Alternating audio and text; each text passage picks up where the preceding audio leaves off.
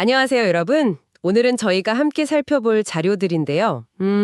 사회보장 영역에서 인공지능, AI 활용에 대한 헌법적 고찰 논문하고요. 또 AI 시대의 사회적 연대를 다룬 기사, 그리고 정보 격차에 대한 백과사전 항목까지 좀 깊게 들여다볼까 합니다. 네. 요즘 인공지능이 사회복지 시스템에 정말 빠르게 들어오고 있잖아요. 네, 맞습니다. 이게 어떤 좋은 점이 있고 또 어떤 걸 좀 조심해야 할지, 특히 정보 접근성 차이, 그러니까 정보 격차랑 어떻게 연결될지 그게 오늘 저희가 풀어볼 이야기입니다. 네. 이 자료들 보면서 인공지능이 사회 안전망을 효율화하는 그런 밝은 면도 있지만 동시에 기본권을 침해할 수 있는 그 어두운 면도 좀 명확히 짚어봐야 할 것 같고요. 그렇죠. 또 정보 격차라는 기존의 불평등 문제가 이게 어떻게 작용하는지 구체적으로 들여다볼 필요가 있겠습니다. 네, 우선 논문을 보니까 인공지능이 사회보장 분야에서 크게 두 가지 목표로 쓰이는 것 같아요. 복지사각지대 발굴하고 또 부정수급 차단, 네, 그 두 가지가 크죠. 도움이 꼭 필요한 분들을 찾아내고 또 동시에 재정 누수를 막겠다. 이런 건데 아무래도 효율성을 높이려는 시도로 보여요. 그렇죠. 복지제도가 워낙 복잡해지니까요. 그래서 나온 요구를 한번 볼 수 있습니다. 실제로 사회보장 정보 시스템, 예를 들면 행복이음 같은 그런 통합 플랫폼이나 또 그 차세대 시스템 만들면서 맞춤형 급여 안내, 그 복지 멤버십 같은 서비스로 지금 구현이 되고 있거든요. 아, 네네. 근데 이제 문제는 이 효율성이 과연 어떤 대가를 요구하냐는 거죠. 바로 그 지점인데요. 논문에서도 AI 활용이 혹시 인간의 존엄성이나 자율성을 좀 가볍게 볼 수 있다 이런 우려를 제기하더라고요. 맞아요. 모든 게 자동화되다 보면 담당 공무원의 어떤 세심한 판단이나 뭐랄까 소통 같은 게 좀 줄어들 수 있다. 이런 비판도 있고요. 네. 특히 부정수급 막겠다고 모든 수급자를 잠재적 부정수급자처럼 보는 거 아니냐 이런 유죄 추정의 우려도 지적하고 있고요. 그 부분도 상당히 중요하고 더 심각하게 봐야 할 건 역시 사생활 침해나 감시 사회로 갈 수 있는 그런 가능성인 것 같아요. 아, 감시사회요? 네. AI가 성능을 높이려면 민감 정보는 물론이고 어쩔 땐 가족 정보까지 아주 방대한 데이터가 필요할 수 있거든요. 그렇군요. 이게 원래 수집 목적이랑 다르게 활용될 가능성도 크고요. 여러 기관 정보, 심지어 민간 기업 정보까지 막 연계될 수도 있으니까요. 와. 여기서 좀 근본적인 질문을 던져봐야 합니다. 과연 복지 사각지대나 부정수급 문제가 단순히 사람을 찾기 어려워서 생기는 걸까?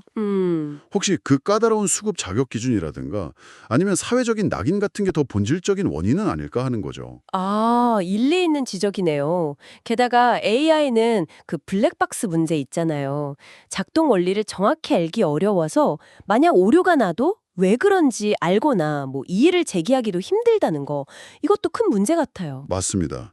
법적 근거가 좀 부족하다는 지적도 있고요. 네, 이런 기술적인 위험들이 기존의 사회 불평등, 특히 이제 저희가 주목하는 정보 격차 문제랑 만나면 더 복잡해질 것 같은데요. 정확합니다. 바로 그 지점에서 정보 격차 문제를 연결해서 봐야 하는데요. 이게 단순히 인터넷 접속이 되냐 안 되냐 이 차원을 넘어서는 거죠. 그렇죠. 정보통신 기술, ICT라고 하죠. 이걸 얼마나 잘 활용할 수 있는지 그 능력이나 영향력의 차이가 계층이나 지역별로 다르게 나타나는 현상입니다. 요즘은 접속 자체보다는 정보의 질, 대역폭이라던가 활용 능력이 더 중요해졌다고더라고요. 네.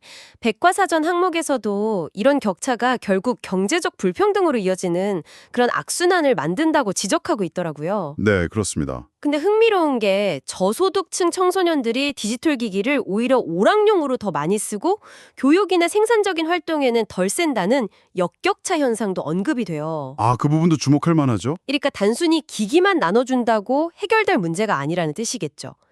그럼 이런 AI 기반 복지 시스템이 도입되면 이런 정보 활용 능력이 부족한 분들은 오히려 더 소외될 수도 있겠네요. 그럴 위험이 충분히 있습니다.